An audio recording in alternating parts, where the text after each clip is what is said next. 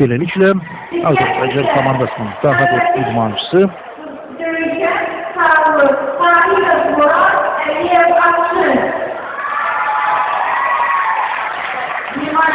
mübarizəni dünya çempionu adı uğrunda yarışı davam etdirir. İndi görüşlər təbii ki, daha maraqlı, daha gərgin keçməlidir. Çünki karateçilər mərhələ irəlilədikcə dünya çempionu adına yaxınlaşırlar və təbii ki, bu da idmançılardan həm çox diqqətlə döyüşməyi tələb etməklə yanaşı, həm də onları hücuma sövq edir. Əsasən də bu amil həll edici rol oynayır. Hücum üslubunda mübarizə aparan idmançı bir qədər olaraq üstünlük qazanır. Murad Tahirov və Akşin Əliyev tatamiyə dəvət olunurlar.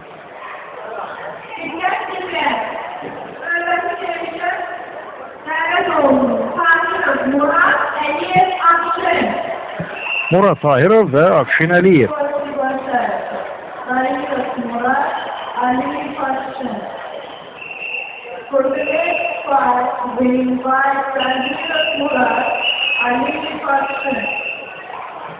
Artıq Akşin Əliyev tataminin kənarında döyüşə hazır vəziyyətdədir. İndi onun rəqibi Murad Tahirov budur, onu ekranlarınızda görürsünüz.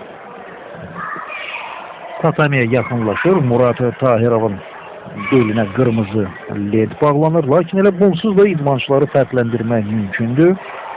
Belə ki, Akşin Əliyev yaşıl kəmərlə ringə çıxacaq.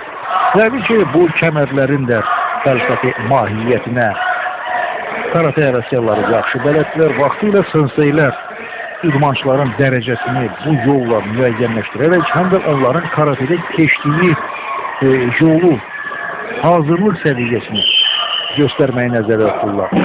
Yəni, ağ kəmər tamamilə ləkəsiz, bu hələ idmanda ilk addımlarını, bu döyüş təlimində ilk addımlarını atan karateçilərə aiddir. Tədricən idmançılar bu döyüş təlimində müəyyən sirləri öyrəndikcə, yəni fiziki güclə sərf elədikcə, sözün əsl mənasında desək, tər axıtdıqca artıq bu kəmər də öz rəngini dəyişməyə başlayır. Əvvəlcə sarı, daha sonra narıncı, yaşıl, qəhvəyi və nəhayət qara rəngə boyanır. Və qara rəngə boyanan kəmər də vaxt ötdükcə, yəni idmançı bu döyüş təlimində yeni sirləri öyrəndikcə, bu təlim üzrə biliklərini kamilləşdirdikcə, bu kəmərin də rəngi artıq yenidən didilməyə başlayır. Bu kəmərin də rəngi yenidən dəyişməyə və o yenidən ağ rəngə qayıdır.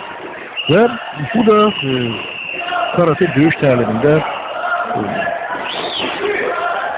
onu göstərir ki, bu təlimin sonu yoxdur, o nəhayətsizdir. Bütün ömür boyu karate döyüşünün ayrı-ayrı fəndlərini öyrənmək lazımdır. Yəni, senseylər vaxtilə Matsutatsu Ayamada bildirirdi ki, bu döyüş təlimini ömrünün sonuna qədər mükəmməl öyrənib, başa çatdırmaq mümkün deyil. O bir dəryadır.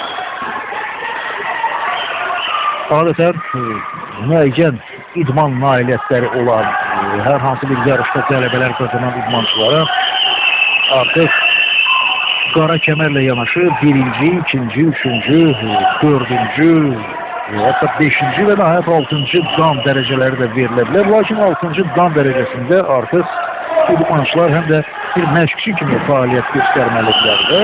Bundan sonra 7-ci, 8-ci danlar müvafiq olaraq karateçilərə bu idman növünün inkişafında müəyyən xidmətlərinə görə verilir.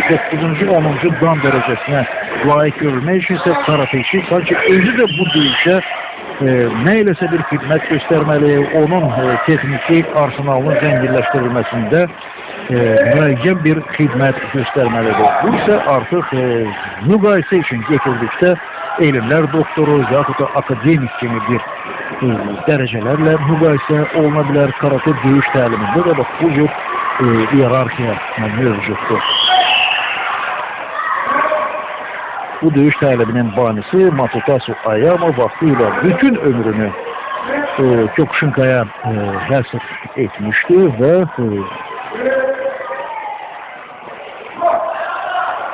bu döyüş təliminin iştirakçılarının ifasında Tameshivari müxtəlif əşyaların bir zərbə ilə sındırılması daha effektli bir mənzərə yaradır və açılış mərasimində idmançılar nümunəvi proqram zamanı Tameshivari proqramını da göstərəcəklər. Yəni ki, Bakı İdman Sarayında tamaşaçıların sayı daha çox olacaq. Hər halda belə bir mənzərəyə, belə bir maraqlı proqrama baxmağa dəyər.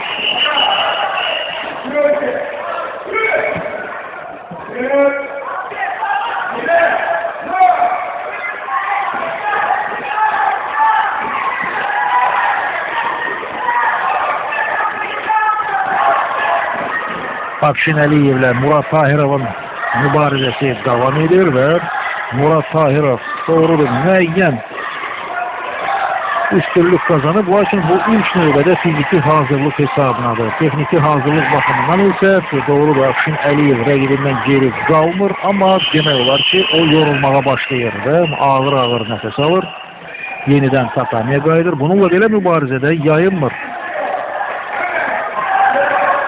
Afşin Əliyev tatamidən kənara çıxdığına görə ona xəbərdarlıq edilir, görüş davam etdirilir.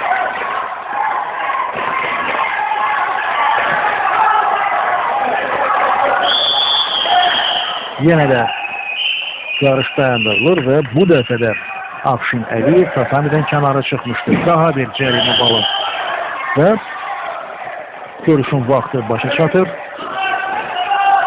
Qalib elan olunmalıdır.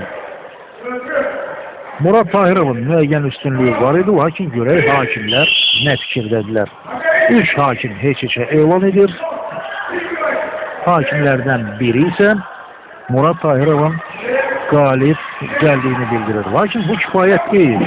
İdmançının qələbəsini elan etmək üçün ən azı 2 hakimin rəyi üst-üstə düşməlidir və referi də bildirdi ki, o heç-heçə elan edir. Beləliklə Sitavaki daha 2 dəqiqə və yenidən görüş dayandırılır. Bu dəfə Murad Tahirov rəqibinin ayağına zərbə indirməklə